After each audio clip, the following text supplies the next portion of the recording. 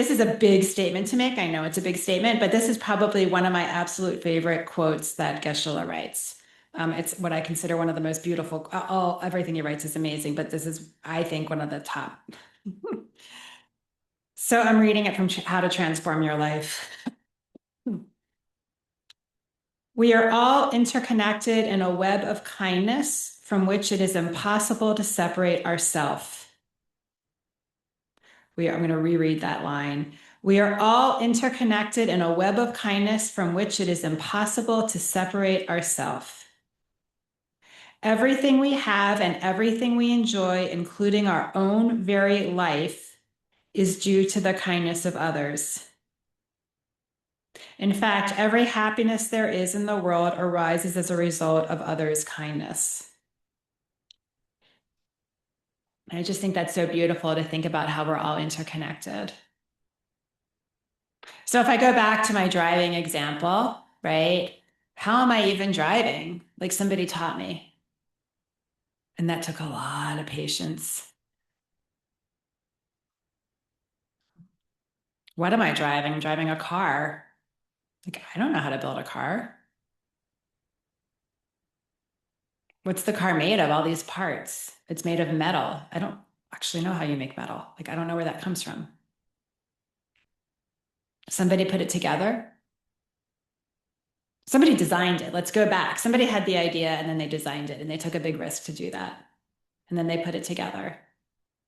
And then somebody had to ship it to Baltimore.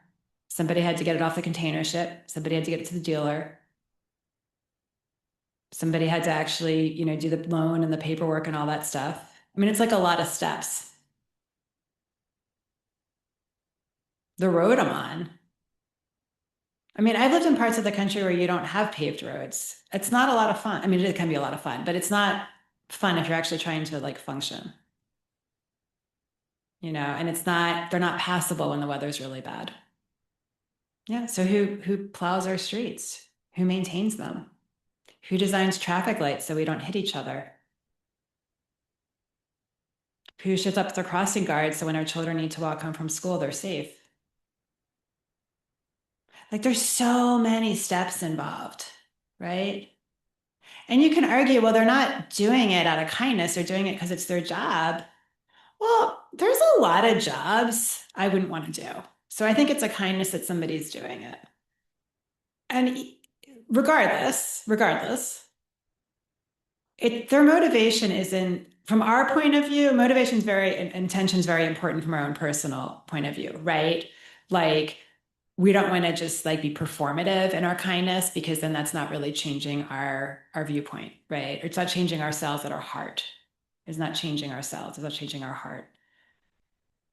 But from somebody else's, I don't know your motivation. I don't know the motivation of the person working in the Toyota factory. And it's irrelevant to me. I know that they produced a car that was a super kindness. It's the same thing. I made myself this really great sandwich yesterday. I was like really proud of it. I was really enjoying it. But the only thing that I actually produced was the cucumber from my garden. And you could even argue that, well, like, some insects pollinated the cucumber thing and like all of that. And I did actually buy the plant, but even if I'd grown it from seed, it wasn't all my doing, right? And then the rest of the sandwich, right, were things that I procured from other people that they grew them and they made the gluten-free bagel. They made the stuff, right? So I'm sitting there really enjoying a lunch that, yes, I technically assembled the whole thing in my kitchen, but it came from others. And so we're all interconnected. There isn't one thing you can think of. And when he talks about your own very life, like human beings can't survive from birth on their own. So somebody took care of you. Typically it's your parents, but if it wasn't your parents, it was somebody. And like the reason we can talk is because somebody interacted with you and helped you pick up language, right? I mean, anyone who's been around a baby, when you make those silly sounds and everything, and you say, oh, look at you, and they go, ah, and you go, ah, and you're back, like that's how language develops. Right? So somebody took the time And then for, all of us, presumably somebody taught us how to do things like read and arithmetic and basic life things. So we're here because somebody taught us things to do and how to be. Um,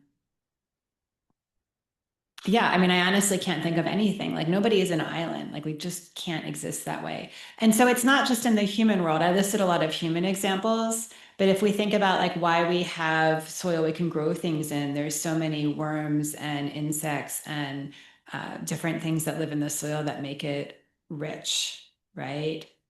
For people who might eat eggs and dairy, they come from other sentient beings. So everything, we're all interconnected in a web of kindness.